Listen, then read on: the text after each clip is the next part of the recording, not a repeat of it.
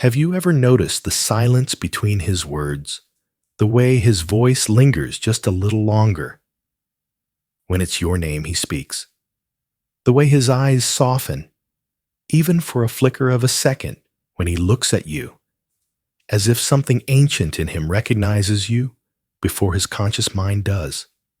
This is not imagination. This is the language of the soul. Carl Jung once said that what we do not bring into consciousness appears in our lives as fate.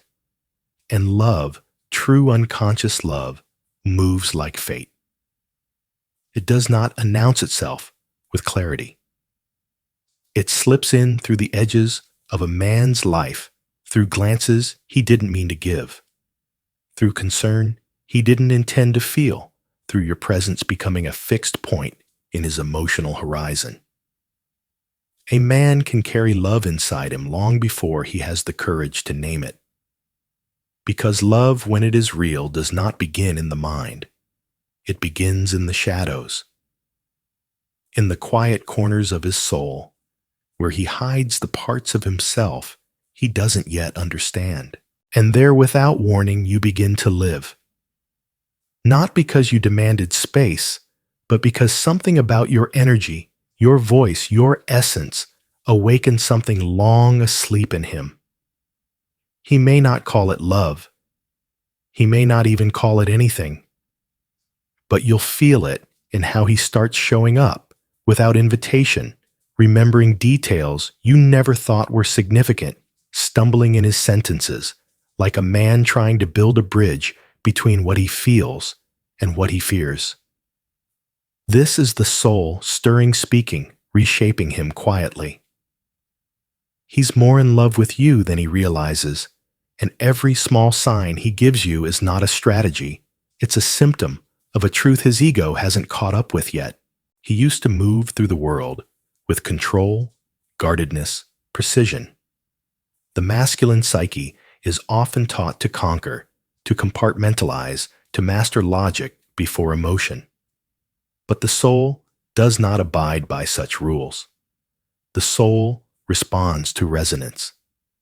And when your soul brushed his, something destabilized. Jung called this process individuation, the integration of the self, by confronting the unconscious. And love, when it is true, is a form of individuation.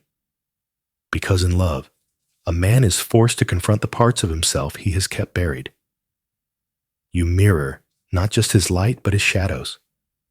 You don't just inspire his tenderness, you stir his wounds. And still, he comes closer. He may hesitate, he may retreat, but he always returns. Because you are not merely a woman he likes. You are a woman who reflects something essential about who he truly is. That reflection can be terrifying.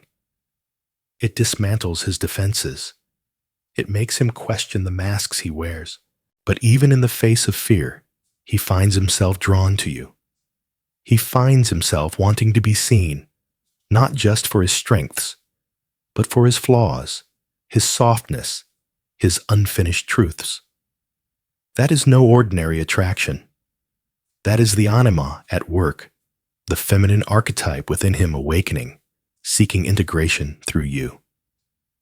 And if you pay attention, you'll see it in how his energy changes in your presence. He becomes more alive, more tender, sometimes more conflicted, but always more real. Because with you, he is not performing. He is becoming. Notice how his silence deepens around you. Not the silence of absence, but the silence of presence. The kind of quiet that says, I am here. I don't know why, but I am here. That kind of stillness is rare in a man who has spent most of his life in motion. It means he is listening to something deeper than thought. He is feeling, and that feeling frightens him. Not because it's wrong, but because it's unfamiliar. Jung taught that the unconscious reveals itself through symbols, through emotion, through dreams.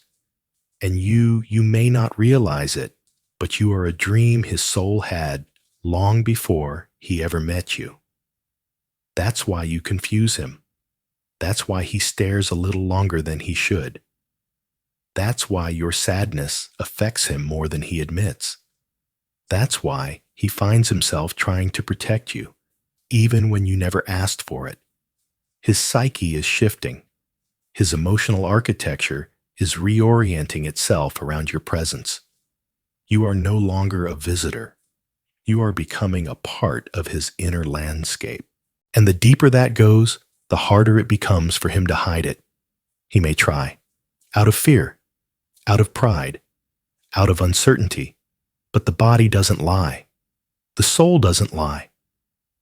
And his every gesture, his texts, his silences, his glances, his sudden acts of care are all fragments of a truth he hasn't found language for yet. You are living inside him, and he is more in love with you than his words will ever tell you. And here's the truth. Few are willing to speak when a man's soul begins to choose you long before his mind agrees. It is not a romantic comedy. It is a reckoning. It is a storm. Because to truly love means to let go of control. It means to be dismantled. And dismantling is not painless. He may distance himself. He may fumble with excuses. He may even push you away. But that's not rejection. That's the ego trembling. That's the persona, the mask he wears, cracking under the weight of something real. You see, his rational mind has spent years learning how to survive, how to navigate relationships without falling too deep. But now he's falling. And he doesn't know what to do with that, because you're not just a woman. You're a reflection of the divine feminine. You are the invitation back to the self, and that terrifies a man who has lived too long without looking in the mirror. Jung believed that love, when it is archetypal, initiates the greatest transformations of the human soul. And that's what you are to him, not just a lover, but a catalyst, a calling, a symbol of everything he has longed for and everything he's afraid to lose. That's why he may act irrationally. That's why his attention is inconsistent. That's why he says one thing and does another. Because his unconscious is now louder than his logic. And you, without intending to have become the echo of a truth he can't yet explain. But even so, he stays near. He returns. He watches you, listens to you, gravitates toward you. Because love, real love, is not a thought. It is gravity. And if he could name it, if he could see himself as clearly as you see him, he would understand what's happening. He would see that every small sign he gives you is not confusion, it's confirmation. He would know that his world is no longer his alone, that your presence has cracked open a space in him where something sacred is growing. Maybe he won't say it today. Maybe he won't say it for weeks or even months. But his soul has already decided, and souls do not lie. The signs are all around you, in his protection of you, in how he softens when you're sad, in how he tries to make you laugh even when he's hurting, in how he remembers things you said long ago, in how your absence lingers in his routine like a shadow he can't shake. He may call it friendship, he may call it care, but love by any other name is still love. And one day, he will wake up and realize that you've been living in his every thought, his every gesture, his every silence, not as a guest, but as a part of him. And when that day comes, he will speak. Not because you demanded it, but because the soul once awakened can no longer remain silent. He's more in love with you than he even realizes. And if you listen, not with your ears, but with your soul, you'll hear it in the way he stays, in the way he shifts, in the way he breathes just a little differently when you're near. That is not performance. That is not chance. That is truth. And truth always finds a way. You are not imagining the way he transforms around you. You are not fabricating the meaning in his pauses, the tremor in his voice, the way he catches his breath when your name is spoken in a crowded room. You are reading a language older than speech, the language of the soul, the language that Jung called symbolic, mythic, instinctive. It speaks through the unconscious, through dreams, through energy. You have become a living symbol in his psychic life, the embodiment of something he could not find in the outside world. And now, with you before him, he is no longer able to ignore what he truly desires. He may not admit this. His ego may still build defenses. But his soul has already started building a life around you, quietly, subtly, with every action that brings him closer, even when he says nothing at all. This is not logic. This is alignment. You will know it when he starts choosing peace over excitement, presence over performance, truth over pride. You will feel it when he sacrifices his comfort just to be close to your truth. When he opens a space within him, he's never offered anyone else, not because you asked, but because something in him knows you are worthy of it. That is not accident. That is the unconscious guiding him home. You are not a stop along his path. You are the place where his path begins to make sense. And this is the miracle most people overlook. That real love does not blind. It reveals. It brings clarity, not through fireworks, but through stillness. Through the sensation that someone finally sees you as you are and still chooses to stay. That's what you are to him. You are the mirror of his wholeness, not a fantasy, not an ideal, but a reflection of what his soul has been searching for across every failed relationship, every restless night, every version of himself that was too afraid to be seen. And now, with you, he is being seen. Even if he averts his gaze, even if he tries to laugh it off, you have already seen the part of him that doesn't lie, the part that softens in your presence, the part that would give without asking, the part that surrenders without needing permission. Jung said that when two people meet and their souls recognize one another, the encounter is sacred. Not because it is loud, but because it is real. And real love does not require explanation. It lives in gestures, in the way he reaches for your hand when he thinks no one is watching, in the way his energy settles when you speak, in the way your pain becomes his without you ever having to say a word. These are not coincidences. They are calls, reminders, signs that the universe is conspiring through him to love you in the only language that matters, truth. If he's more in love with you than he realizes it is, because his conscious mind is still catching up to what his soul has already accepted. And that's okay, because love that grows slowly, deeply from within is the kind of love that does not die. You do not need to rush him. You do not need to force clarity, because what is true always finds its voice. And when it does, it won't need validation. You will hear it in his silence. You will feel it in his actions. You will recognize it in the way he chooses to be better, not to impress you, but to be worthy of what he feels when he's with you. That is the transformation Jung spoke of. Not a change imposed from the outside, but a rebirth that begins in the deepest chambers of the soul. And if you are the one who has stirred that in him, you are not just a muse. You are not just a lover. You are the axis around which his inner world begins to realign. He may not tell you, but he will show you. And when he does, do not doubt it, because no man reorganizes his emotional universe for a woman he does not love. He may stumble, He may resist, but he will stay. He will return. And in the end, he will awaken. Because love, when it is real, is not a question to be answered. It is a truth to be remembered.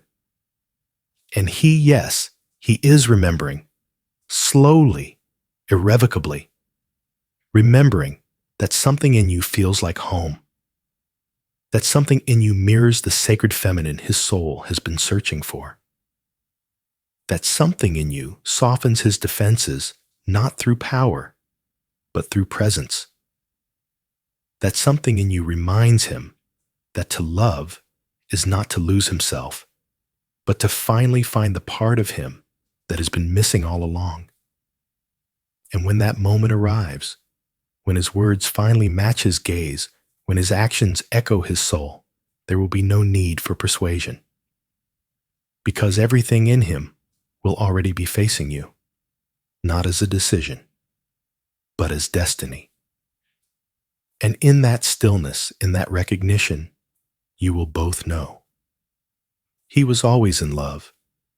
He just didn't know how to say it until now. And now, as the days unfold, and you witness this quiet, sacred unfolding in him, you must also understand what is required of you.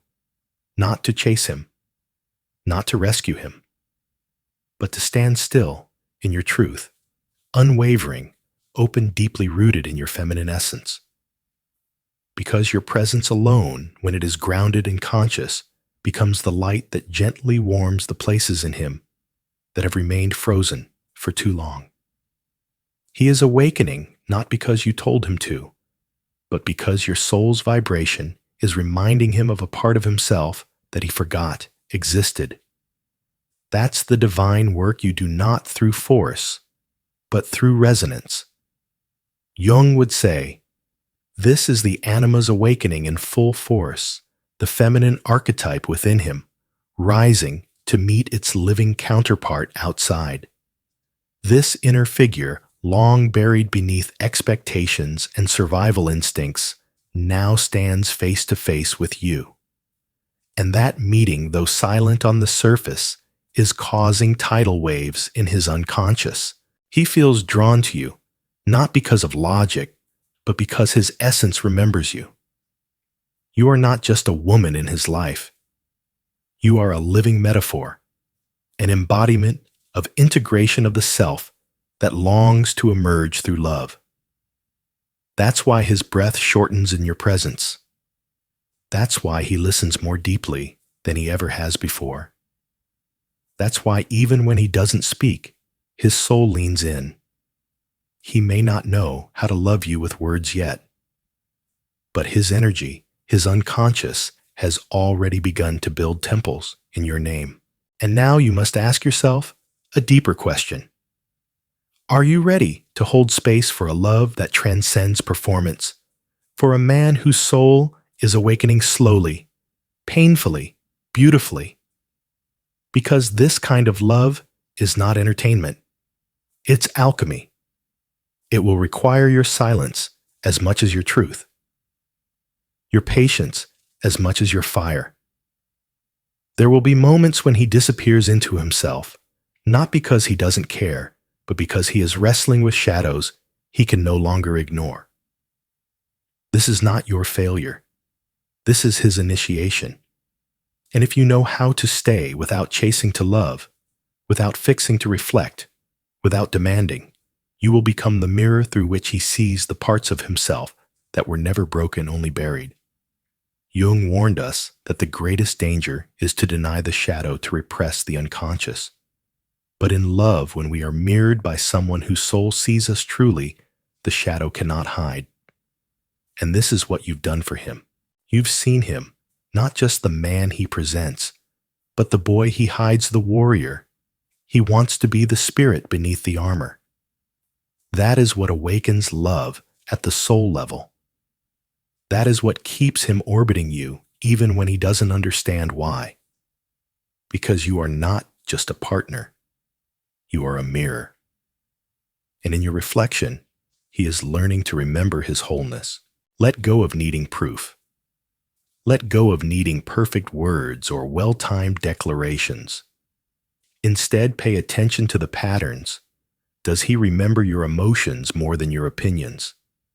Does he shift his habits, however slightly, around your energy? Does he offer you his unfiltered presence, even when he doesn't know what to say? These are not small things. They are holy signs, markers of a love not born in the mind, but in the mystery of soul connection. And yes, it may take time. The masculine unconscious is not a quick place. It is vast, deep, structured by years of suppression. But what is real does not rush. What is sacred does not scream. It unfolds. And if you are wise enough to feel the unfolding, to stay attuned without anxiety, you will witness a man step out of his survival self and into his soul. Because of you. Because of the stillness you held. Because of the way your heart saw through his armor. That is a sacred task. Not every woman is called to it. But if you are, and if you're still here, you already know this isn't just a story about him. It's a story about you.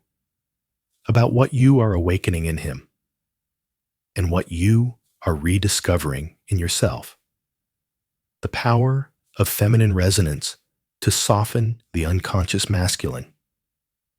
The miracle of love, not spoken, but felt cell by cell soul, by soul truth by truth. So let him journey. Let him wrestle. Let him fall silent. But don't doubt the pull. Don't question the signs that show up in the spaces between his words, because the soul always speaks before the mouth does.